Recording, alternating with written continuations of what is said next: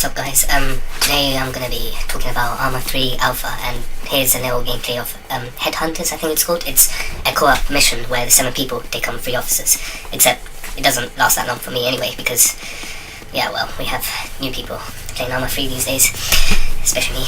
Anyway, what I wanted to talk about today was Arma 3 Alpha in general, and hopefully what I think should be implemented into the game. Little discussion right there. So, first of all, with Arma 3, you only get, well, for the single player, you only get 4 missions, which are only showcases, so it's very limited in what you do. You only have limited weapons. You start out with what they give you, and the first one is infantry, where basically it helps you, like I'm doing now, helps you to feel the control of how you move your character, what the buttons are to press to toggle third-person view, and whatever to say. Anyway, I can't speak for shit. Anyway, yeah, and it helps you get used to Arma 3 in the sense of firefights, because in here, firefights don't happen like 10 to 20 meters, like they do in Call of Duty or in Battlefield, and even in long-range Battlefield free fights anyway, they're pretty minuscule compared to Arma 3 battles, which happen over 300 to 500 meters, well, even beyond up to 1 kilometer most of the times anyway, especially when you're doing Escape from Stratus, the co-op mission on multiplayer.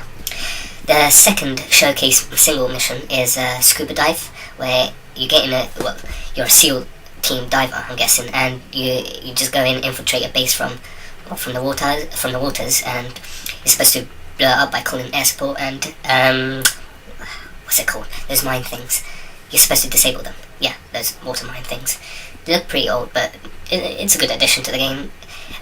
Not to mention that this is only alpha, so there's not really much you can say about in terms of, oh, there's not enough missions here, and blah blah blah, because it's only an alpha, so obviously there's going to be limited content. I mean, come on, it's not like it's the full game. Rifle 200 meters northwest. Anyway, well, the difference between Arma 3 Alpha and Arma 3 Lite, which, if you buy Arma 3 Alpha, you get free Lite keycodes, which you can give to your friends, and what that basically means is, I think they can play with you until beta, and then they'll have to buy the full game, which is going to be quite expensive, I think. Anyway, third mission is vehicles. It helps you to use the control in vehicles, and also to get you, helps you to, Rifle 200 meters northwest. What am I trying to say? Oh, yeah, that's it. What the vehicle mission does is obviously helps you to infiltrate an enemy base, with more tactical perspective, rather than just rushing in like you would in other FPS shooters, such as Call of Duty or Battlefield. Like, with Battlefield you can just rush in with C4 and just take out a flag or an enemy base just like that, or just throw a bunch of grenades until your heart's content with a support pack. But in this game you have to think about strategy, because if the enemy sees you, they're going to shoot you down. And I mean, even in this game, headshot is a one-hit kill, which is why it's a simulation. This game is a simulation. It's not like, oh, you get headshot and you lose 50% health. No, you die like you would in real life. You don't just miraculously wake up or whatnot, or you're just still standing there. You die. That's it. Okay. And also for the other part about vehicles, some vehicles have cannons on them, and I found it pretty hard at first because I didn't know what the hell I was doing. Like, with the cannons, I was just shooting anywhere. Didn't realise you actually had to press the zoom button on your mouse when you're in control of the vehicle, cannon or weapon to look at the screen, because they have this thing where it's image on image type of thing on Arma 3, where basically when you're inside a vehicle you have this TV screen where you can see what the weapon is looking at, or if you're driving there's a camera on the vehicle where you can see the road ahead of you. But I didn't know you had to press the zoom button on your mouse to to actually look at the screen fully, and you can access night vision and all of that. And it's mainly like 50 caliber bullets. And if you can see right now in my gameplay, if you notice, there's 2 vehicles. Those are the type of vehicles which you can get in, and they have like cannons on them. Some don't, but most of them do, and those can be helpful to take out other enemy vehicles, or to go, well, tactically into an enemy base and just gun down all the enemy troops. And the fourth one, yes. It's to get you acquainted with the helicopters in this game, and my god, if you thought going into Battlefield 3 for the first time and trying to control helicopters was hard, this game, this game, I had such a hard time trying to figure out the controls for helicopters at first, but once you really take your time to figure out all the controls, you'll realise it's actually pretty easy. Sorry, I got a few hiccups there. Pardon me. Wait. Anyway, a few hiccups. No, that wasn't what I was talking about. Anyway, helicopter controls. Such a dumbass. Helicopter controls. Yeah, it helps you figure out how you shoot the helicopter guns and whatnot, and how to land, which, for the love of me, I could not figure out until, like, I played that mission for, like, 5 times or 6. After the 6th time, I figured out how to land properly, and now I can finally call myself somewhat of a, not decent, but an alright helicopter driver. I won't crash it, basically, on flat surface. You know, but there's hardly anyone there, or any buildings, or anything else, for a matter of fact. And that's it. And the other things that I've got to mention are the multiplayer, the editor, and yeah, I guess that's it. And also the controls. The controls. I didn't realise that in Arma, all your keyboard is used. I mean, all the keys in your keyboards, yeah, they're assigned to something. And I mean, you gotta be prepared to click every single button in a game. Yeah. Every single button. Because they're, well, it's a simulation, so obviously it's gonna have to perform with how you would. Just forget what I was saying. Anyway, it's basically hard to grasp at first. Then after a while, you get the hang of it. Anyway, one other thing to mention. Well, there's several things anyway. Grenades, what I just did there was quite stupid, because in this game, grenades have a much bigger blast radius. Not like 1 meter where you're getting. I'm sorry to say Call of Duty, because I know loads of people like that game, but that blast radius is unrealistic. In here, even if you throw a grenade like 10 meters in front of you, you better be prepared to lose a limb or something, or get injured for that matter of fact. What else? I mentioned grenades, blast radius, the editor. Before I get on to multiplayer, I'm going to talk about the editor, which I'm a huge fan of, because it kind of makes Arma 3 Alpha look like a much more...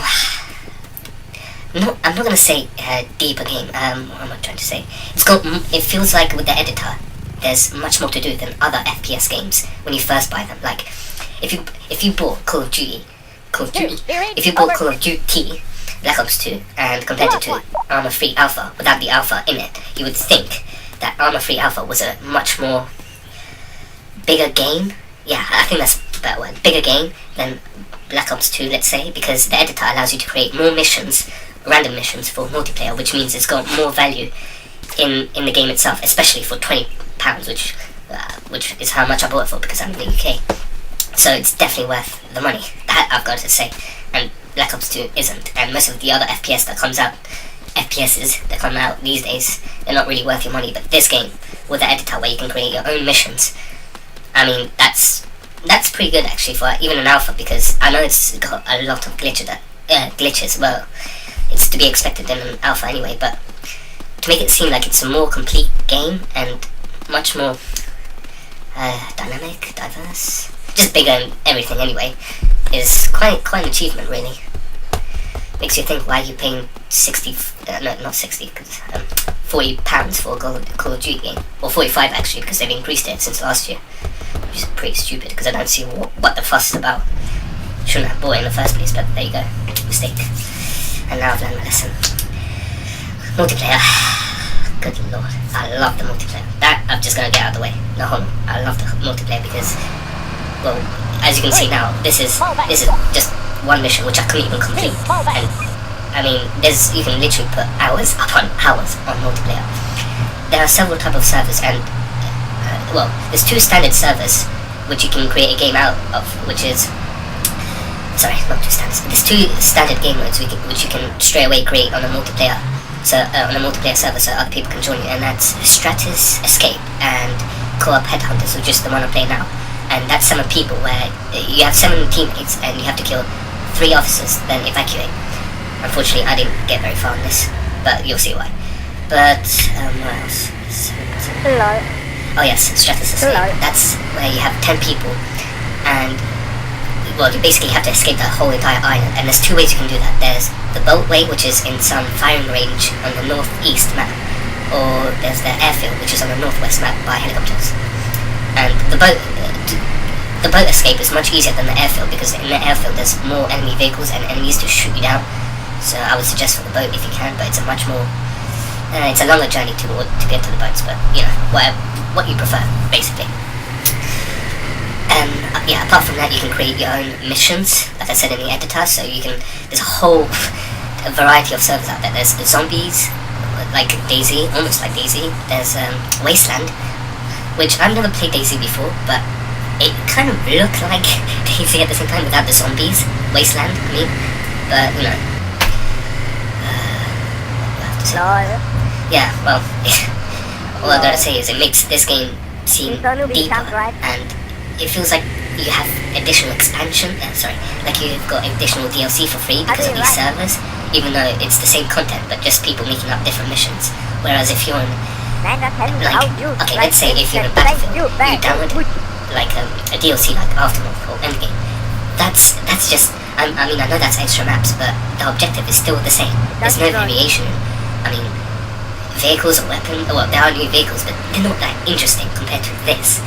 This you can, well, if your teammates also have the texture packs, you can create your own. I think you can create your own vehicles and whatnot. I'm not sure.